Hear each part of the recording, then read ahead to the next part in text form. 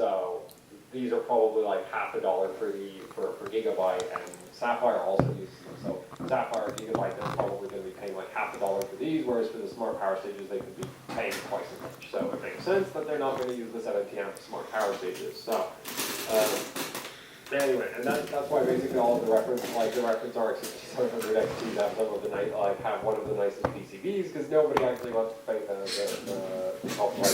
the price that AMD is willing to pay for the power stages. Anyway, going up to 250 amps output, the VRM will be producing about 32 watts of heat, and doing about 300 amps output, the VRM will produce about 44. And then at 350 amps output, the VRM will produce about 51 watts of heat. Now, like, I've not had an RX 5700 XT in my hands. I don't plan to get a 5700 XT anytime soon, just because I am way too busy with testing with motherboards and RAM and just that kind of thing. And you know what's worse? There's more motherboards coming. Yeah, like. If Intel and AMD could just like lay off the releases for a while, that would be great. Drowning in work. But anyway, yeah, so I'm probably not going to see a 5700 XT for a while. The other thing is just like I don't really like, I prefer overclocking old GPUs. Anyway, it's like the best GPU ever made is the 7970. The second best GPU is the 290X, and everything else sucks. Actually, no. Things older than like 5870s are fun. I've not messed with a single 6000 series though, which I'm kind of like. I need to get my hands at least on a 5990 because that's a dual core, and I have a thing for collecting dual core cards. But anyway, like right now, like it's not a priority right now because, as I said, I'm just way behind on the motherboards and RAM and CPUs and too much, way too much. Anyway. A 5700 XT will probably run in this range, I just don't know for sure. That's what my whole point was with the whole I've not yet had a 5700 XT in my hands, but yeah, the vCore VR really shouldn't be exceeding this range if you're on ambient cooling. Actually, I'd be surprised if you get 250 amps on ambient, because that would put you at around 300 watts for the core, and I would assume the memory system on this thing probably holds somewhere around 30 watts. I'm assuming, like, I'm not sure, like, again, if I had one, I could try measure it, but I don't have one, so I'm not 100% certain. But yeah, I'd assume somewhere around 30 watts for the memory system, so, you know, you'd be looking at a car, like, a 400 watt 5700 actually, right? Like, the total power the whole card would pull would be somewhere in the 400 watt range, and I mean, that's not impossible to do, like, no, a 5700 XT, that may very well be impossible for one of these to hit. So, that's kind of the thing to keep in mind, is just like, yeah, I don't really think you're going to hit 250 amps, unless you're on like Sub-Zero or something. In which case, you know, the benchmarks, like, I think the longest benchmark people run is 3D Mark Vantage. Now, I think Unigine Superposition might also be pretty long, because I know Heaven was long. Heaven was like 4 minutes, but 3D Mark Vantage is around 4 minutes as well.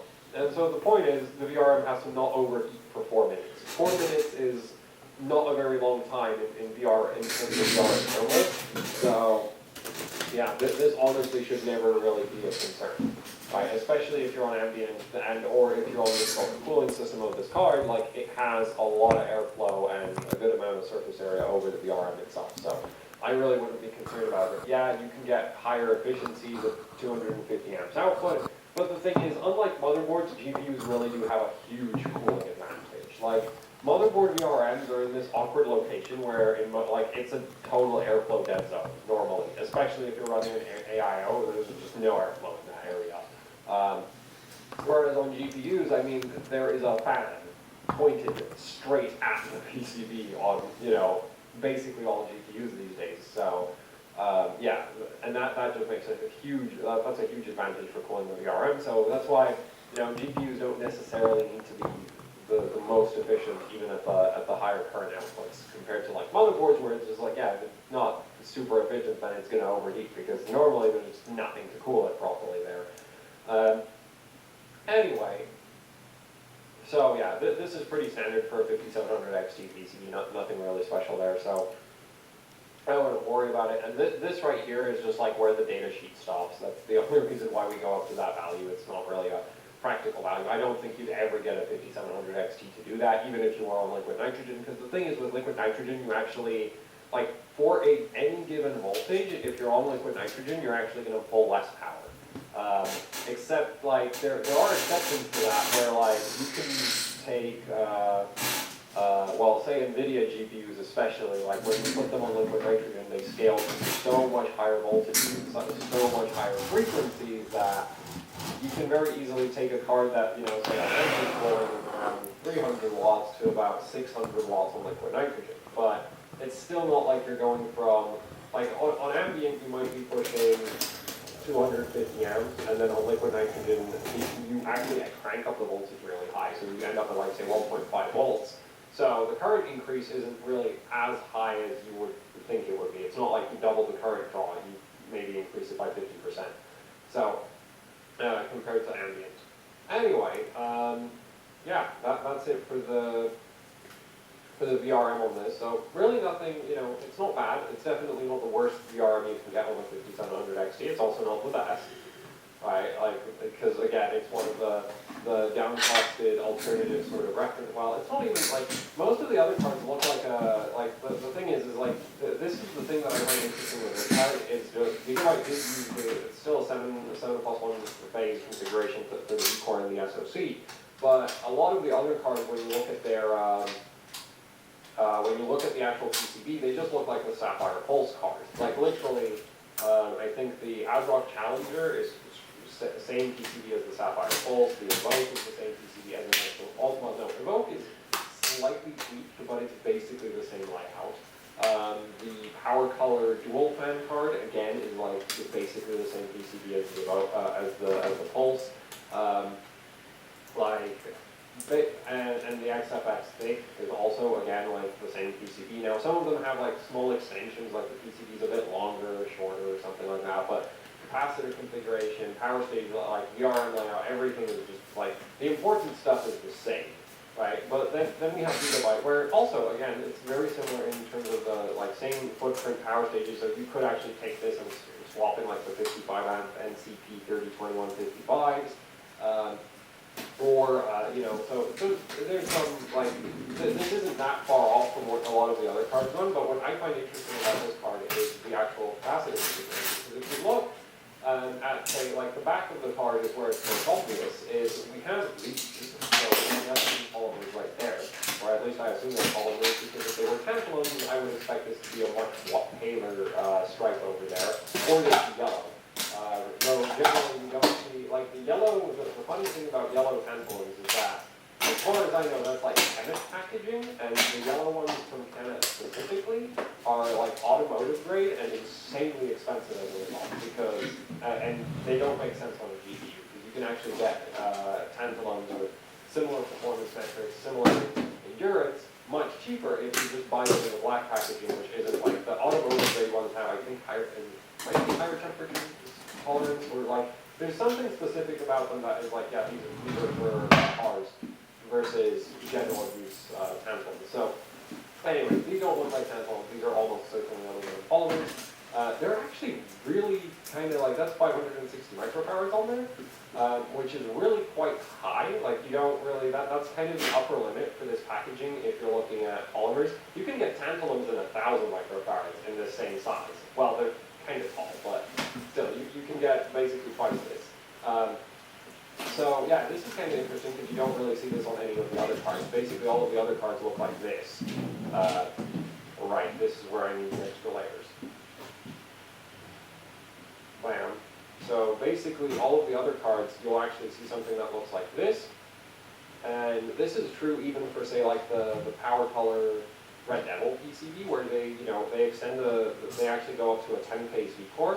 But what they do is they actually just copy paste the output filtering section. So like this part, they just take that and just add 3 more of them, right? Again, and it's just like, okay, so that's a thing. And then with a lot of the cards, like you'll see that, so these features specifically here are from the actual PCB. And you'll see that, like not all of the multi-layer ceramics are fully populated here. So you just have this, and then, yeah, you have these rows of multi-layer ceramics. Those are fully populated, except I think PowerColor does fully populate them, but most of the other manufacturers don't bother. Reason being, capacitors cost money, and if you don't need them, you don't need them, right? If the card runs at stock, that's as many capacitors as you need. So, yeah, most of the cards will actually not fully populate those capacitor rows, and then you'll just have one little multi-layer ceramic right here. And what I find interesting is, like, Gigabyte has totally redesigned their output filter. Like, we kind of saw the perfect rows, and they're not fully populated as with a lot of the other cards, but they've also added these large multi-layer ceramics between that, which is just like, okay, that's new. I'm very surprised by that. Then we of course have the polymers here, which is just like, okay, this might actually be kind of excessive. I'm not sure. Like, this is the kind of thing is like, I wonder if it's like, why? Like, my question really is why? Because this is the kind of thing that, like, I appreciate, like, I approve of this. I'm totally cool with them doing this, but it's just like, does this actually lead to the card, I don't know, maybe on average it would clock 10 megahertz higher? Like, that would be my guess, based on the fact that these are 560s and, like, SMDs. They don't seem to be, yeah, they're just 2-terminal, not 3-terminal. So, that's the thing, it's just like, with 4 of these, I would guess 10, maybe 20 megahertz higher core overclocking, but it's just like, but at the same time, my experience, that, like, that's what like, doing this type of modification to like a reference NVIDIA card, where reference NVIDIA cards are typically built to the absolute bare minimum of what would be acceptable, except up until like the 10 series. So yeah, this is kind of like, this is really interesting in my opinion, to me, because it's like they kept, like everything else about this PCB is like pretty standard for like a lower cost 5700 XT, but then we have this on the back, and it's just like, why? Why? Who does, like, I mean, it's cool, but why? And then on the front, we actually see also a pretty major difference compared to the reference card, where, well, the alternative reference, where, so this is again off the pulse, right, where you see the, like, that's the output filter, and you just have 1, 2, 3, 4, 5, 6, 7 bulk capacitors. These are all APAC, which I don't really care that much about who actually makes. Like, with polymers, I really don't care that much who makes them. Because, like, the claim to fame of the polymer capacitors is that they're really hard to screw up. The main issue with them is that you can't get them in the high voltage ratings, but it's just like they're inherently just more robust than the liquid electrolyte type capacitors, so it matters a lot less who manufactures them, right? Which is like APAC is a Taiwanese manufacturer, whereas like what Gigabyte opted for is a bunch of like Nichicon FP 5K series capacitors, and that's obviously like Nichicon's a Japanese capacitor maker, and yeah, it's possible. Again, like Gigabyte's going for more expensive output filtering. And interestingly enough, again, they have like the main thing is like, yeah, these 2 capacitors are missing, but if you actually look at how many capacitors are on here, 3, 4, 5, and 6, and 7. So we have the same number of like bulk through-hole capacitors, right? They're still the same capacitance. They're not like 560s or something, right? You can see 821 right there. So these are still 820 microfarads. So same capacitance as these. Arguably better manufacturing. And then Gigabyte decided, yeah, so we basically got the same bulk capacitance and the same multi-layer, like the same number of multi-layer ceramics, I would assume, as what you would get on the reference card. And then for some reason they decided, and then they decided, yeah, we also want a bunch of like SMD polymers on the back, and it's just like, wow, like, washing. And because the rest of the card, like if this was meant to be some super extreme overclocking card, I get it, but this is like I don't get it why it's here, because this is not meant to be, right, like you have the cheaper power stages compared to the reference card, you have the, just like it, yeah, it's a pretty normal, like the card doesn't even come with an insane price tag, and the bulk capacitance provided by the dual capacitors is already sufficient, at least if you look at the reference, like all the other cards. So that really makes me wonder, like, yeah, why are these here? Like, it's good, right? I'm not going to complain about extra SMD polymers because these are like awesome freaking capacitors, but why? That's the thing. I guess it's just, well, maybe it's bonus points with build zone. That's the reason why they have these. It's just like, you know, or because, yeah, it's just like, if they just did what everybody else did, right, like, they'd end up with a cheaper card. Like, literally, it would just be cheaper, because there'd be, like, all of these wouldn't be necessary, and large multilayer ceramics aren't exactly the cheapest thing ever either. The multilayer ceramics generally aren't very expensive, but once you start looking at the very large, like larger ones, they do start getting a bit, like, they start getting up there eventually. So like all of those are extras. This is all extra. Then I get, like, I'm not sure why they decided to leave those out, but I guess they came to the conclusion, like, to me this actually looks like they might have tried to tune the, like, VRM to some, like the output filter to some extent, because like, it is so far off from what the other cards run. And it's like, maybe they're, I don't know, maybe, there's not really any reason that they have to run like a lower switching frequency. The inductance of the inductors is the same. These are 150 nanohenries, the ones on Gigabyte's card as well. R15, that's 150 nanohenries. R15, that's 150 nanohenries. So that's all the same.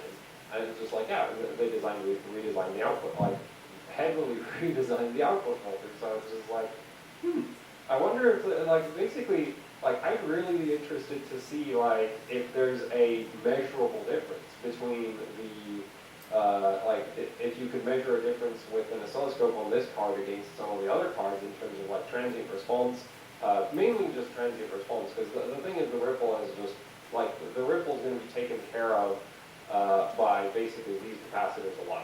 Like, they're going to deal with that just fine. So, yeah, it's just kind of interesting. There's nothing really else on this card that's yeah, it's just like, I don't get it. Why does this go a step further with the output filter? It's definitely not a bad thing. I'm a fan of it. So yeah, that's kind of interesting. Out of like the cheaper 5700 XTs, it's just like I'd argue, like, I'm actually, like, interested if this doesn't necessarily, like, this could potentially put this card on par with some of the, like not VRM efficiency-wise, but output regulation-wise, like, I'd be interested to see if this doesn't maybe rival some of the sort of higher-end 5700 XTs, and even there, I really doubt you'd see an actual practical difference in overclocking, which is kind of like, yeah, that's the issue with GPUs, isn't it?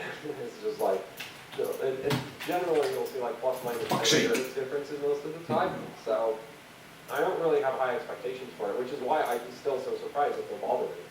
Is like, because those cost money, and it's just like I don't really think they're necessary, and yet they're there. And of course, other kind of neat details on this card is like they do have LEDs to indicate if you have the power connectors plugged in. Whatever, right? There's unfortunately no dual BIOS on this, but at the same time, 5700 XTs don't really support custom BIOSes, so not really a big deal. And if you're just copying, say, a 50, like if you bought the 5700, which I wonder if that's just the same PC as this. Like because this is the 5700 XT gaming, but I wonder if the 5700 gaming, because I wouldn't be surprised if that one was missing the SMD polymers. Because, like, again, it's just like, those are expensive. What are they doing on a card like this? But yeah, if you have the 5700 and you were just flashing it up to the 5700 XT, that's a really, like, I consider that a really safe modification. Like, there's not really that much you can do wrong, because, except maybe, like, doing the flash and having your power, like, having a power outage or something, right? Like, that's the main risk if you don't fully flash the BIOS. But if you just take a 5700 XT BIOS and flash it up to a 5700, there's very little that can really go wrong, as long as you're not, taking like a really custom BIOS. Which even then, like all of the cards use the same controllers. Well, except like basically the same controllers. Plus, I assume the way the controllers are actually being handled by the BIOS is like the BIOS probably doesn't specifically set anything for most of the cards, so like I'd be careful with, say, the Strix BIOS. Like that one is not sure that you want to mess around with that one, but yeah, it's just like, So the lack of the BIOS switch isn't really that big a deal. And then what's also interesting is like Gigabyte did seemingly want a end of card power connector option, which is kind of neat. Like I think this would have been neat, but the issue is obviously if we look at the front of the card, the heatsink ends here, and so there's no real practical way to get these power connectors to be easy to plug in. So yeah, that's a bit of a shame. Or if they did have the power connectors here, then you'd end up with like maybe the pin stack would only go to like here, and then your cable like, well actually no, your cables go like that. So yeah, but the thing is, you basically have a pin stack that might look like this, which is just kind of weird, in my opinion, right? And then also you put like, the thing is like it'd be so easy to mess up the edges of the pins, and then you'd have like, it wouldn't really arc performance. It's just like it wouldn't look very nice if you had a bunch of bent pins in your heatsink, because you have to plug in the power connectors, and there's the cable going around here would be a huge hazard for whatever pins there, so you'd have to probably have some kind of like shield, like basically some protection around the pins, and it would just make the whole heatsink construction much more complicated. Also, your pipes would have to run out like that. Yeah, it's a neat idea. It's just, I think the PCB would have to end over here to actually make that practical. Anyway, so yeah, I rather like this card. Or more like, I find this card interesting. And, reviews for this card have been generally like the heatsink seems to work just fine.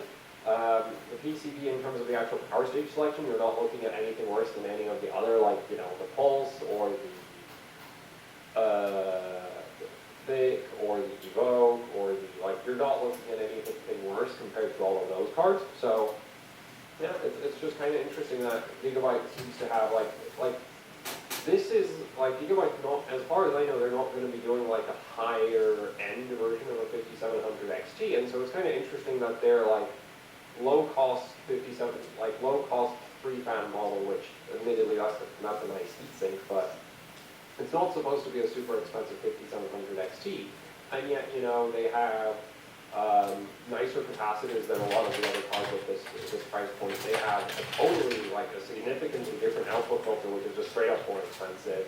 And it's actually noteworthy also that Gigabyte is actually using the SIC 620As everywhere. A lot of the other, say the Pulse, for its memory VRM, it actually downgrades to 50 amp power stages, but I think that's mostly a sort of just parts acquisition type deal with Gigabyte, where they just have piles of the 620As, and they're not it's just easier for them to use those everywhere on the card instead of having two separate sets of parts for one GPU. So yeah, the fact that this uses 620As everywhere, it might actually be a cost-saving measure from the Gigabyte side, even though it works out to be better than some of the other cards where you have 50 amp power stages for the memory and the VDDCI VSOC rails. So yeah, it's still kind of interesting. Also, I know it's gold-plated HDMI. Well, so the thing about gold-plated ports is basically it just makes them corrosion resistant, which in some very humid climates can actually be beneficial. So yeah, it's just kind of interesting. You'd think, I was expecting this to be exactly the same as, I just thought this would be a Pulse PCB all over again. But this is one thing I noticed even when Gigabyte, with Gigabyte in general, is they're kind of like Asus in this sense, where Asus absolutely will not use a reference PCB. It is they have an absolute, absolutely despise reference PCBs, where even cheap Asus cards will just have a completely different PCB from everybody else. It's why? I don't know, we don't like that. Yeah. So I find that kind of interesting. And Gigabyte seems to do that as well. It's just not as extreme. So their PCBs, you'll note, you'll get weird differences where it's oh, interesting power connector options, and a lot of the time a very different selection of capacitors. And then obviously they swap the inductors because, yeah, which I think that might just be a thing with clearances for their heatsinks or something. So, yeah, because I'm pretty sure this is the same inductor they had on the 290X Wing Force. This looks a lot like that inductor. Anyway, yeah, that's it for the video about this card, and it's just, it's not a, well, I've already said that, so. Yeah, that's it for this video, so thanks for watching. Hopefully it was somewhat interesting. And yeah, if you were considering this call.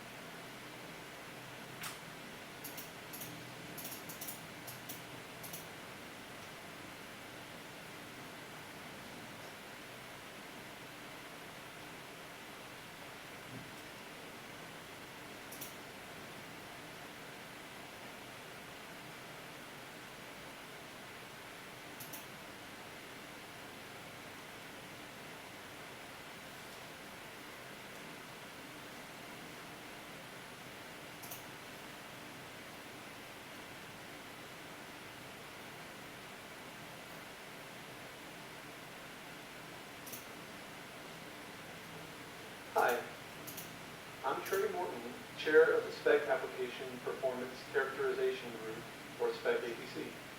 We develop benchmarks that measure total system performance based on popular professional applications. The SPECAPC for SolidWorks 2019 benchmark featured in this video includes 10 tests exercising a full range of graphics and CPU functionality. The graphics tests measure performance for both standard and enhanced graphics modes.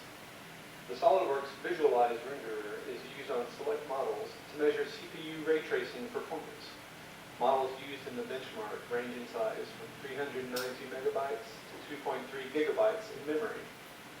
SPECAPC for SolidWorks 2019 includes features like order-independent transparency, or OIT, which is a modern methodology for quickly displaying transparency, and full scene anti-aliasing, or FSAA, for higher quality visuals. Scoring is normalized based on a reference machine, so bigger scores are better. Visit the SPEC website for more information. SPECAPC downloads are free if you are not a vendor of computer-related products or services.